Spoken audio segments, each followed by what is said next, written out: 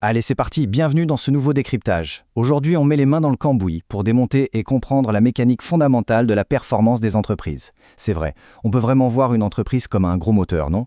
Il faut lui donner du carburant, il crée de l'énergie, mais surtout, il faut garder un œil rivé sur le tableau de bord pour éviter la surchauffe.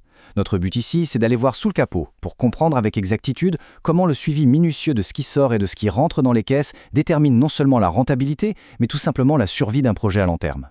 C'est la mécanique pure et dure de la finance d'entreprise.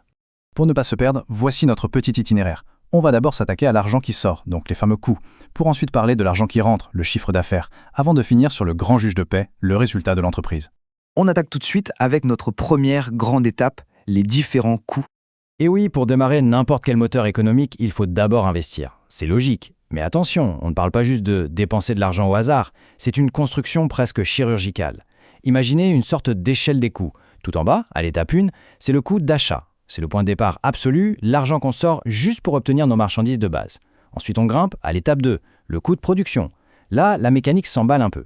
On prend notre coût d'achat initial et on y ajoute absolument toutes les dépenses engagées pour fabriquer le produit ou le service. Enfin, l'étape 3 nous mène au sommet de la pyramide, le coût de revient. C'est la somme totale, l'accumulation de tout ce que l'entreprise a déboursé, y compris la distribution pour que le produit arrive sur le marché. Ce chiffre est absolument vital. Pourquoi? Parce qu'il trace une véritable ligne rouge. Il détermine votre prix de vente minimum. Si on vend en dessous de ce fameux coût de revient, c'est mathématique. On commence immédiatement à perdre de l'argent. Et à l'intérieur de toute cette cascade de coûts, il est impératif de jongler avec deux réalités bien distinctes. D'un côté, on a les charges fixes. Elles sont têtues, elles ne bougent pas. Que l'usine tourne à plein régime jour et nuit ou qu'elle soit totalement à l'arrêt, le niveau de ces charges restera exactement le même. De l'autre côté, on a les charges variables. Comme leur nom l'indique, elles respirent au même rythme que l'entreprise. L'exemple classique, ce sont les matières premières. Plus on produit, plus on en consomme. Et devinez quoi? Plus la facture grimpe. Comprendre et faire la différence entre ces deux types de charges, c'est tout simplement la clé pour piloter intelligemment sa croissance sans se prendre un mur. Ce qui nous amène logiquement à la suite de notre parcours. Passons au chiffre d'affaires. Bon, notre produit est conçu, son coût est calculé, maintenant on le lance sur le marché.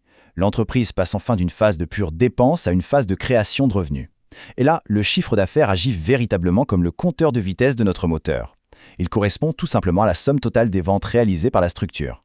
Le calcul est simple comme bonjour, le volume des produits ou services vendus multiplié par leur prix de vente. Mais attention, il faut bien comprendre qu'on parle ici d'un indicateur brut. C'est de l'argent qui entre à l'état pur avant même d'avoir soustrait la moindre facture. C'est la preuve concrète et tangible que ce qu'on propose en rencontre une vraie demande sur le marché. Et vous savez, suivre ce fameux chiffre d'affaires, ça va bien au-delà du simple suivi de la trésorerie. C'est un instrument de navigation stratégique indispensable. C'est ce qui permet d'évaluer la performance globale de la machine, d'estimer ses parts de marché et surtout de voir où l'on se situe face à la concurrence. Sans cette donnée brute, on naviguerait totalement à l'aveugle, incapable de se positionner de manière réaliste dans notre secteur. On arrive maintenant au moment de vérité avec notre troisième et dernière partie, le résultat de l'entreprise. C'est ici que les choses sérieuses commencent. On va confronter le flux financier sortant qu'on a vu au début avec le flux entrant qu'on vient d'analyser. L'équation est d'une simplicité redoutable. Résultat égale chiffre d'affaires moins le total des charges. C'est littéralement l'heure de vérité.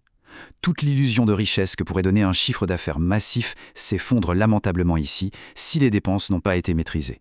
On prend donc l'intégralité du fardeau des coûts et on le soustrait des revenus pour obtenir le vrai résultat net de l'opération. Et ce petit calcul nous mène invariablement vers deux mondes complètement opposés. Soit on a le scénario du succès, le bénéfice. Ici, les rentrées d'argent surpassent les charges, s'envoie un signal extrêmement fort. Le moteur tourne parfaitement, c'est le signe d'une santé de fer et d'une gestion rigoureuse. Mais de l'autre côté, alerte rouge, le déficit. Là, ce sont les charges qui engloutissent l'intégralité des revenus et continuent de creuser le trou.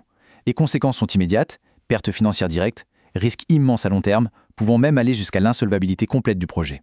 Concrètement, il faut bien réaliser qu'un résultat positif, ce n'est pas juste une petite victoire mathématique sur un coin de table, c'est le passeport absolu pour la crédibilité. Comme l'indique très bien cette citation, c'est l'indicateur de performance qui va rassurer les établissements bancaires.